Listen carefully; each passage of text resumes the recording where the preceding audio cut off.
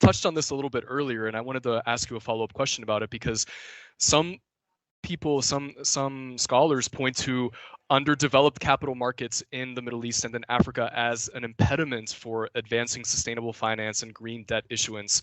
And their guidance is that the first step for developing green finance is to first focus on strengthening capital markets as a whole. But others say that no, what's most important is not necessarily the depth of financial markets, of capital markets, but rather the entire ecosystem around which a financial structure for a country is built. And I'm curious to get your thoughts on how you think is the best way to develop green finance. Is it contingent on first strengthening capital markets, or can one proceed without the other? Both. You need both. This is the point here, and I think Hassan and Yvonne have touched on this, and I think this is very, very critical. The reality is, first of all, finance for what? Finance for transformational development and to build resilience. And who build this is people. So you need skills. But at the same time, you also need finance that is accessible to the bulk of the communities and of the population. And in this case, if you take Africa, for example, if you take the entire developing world,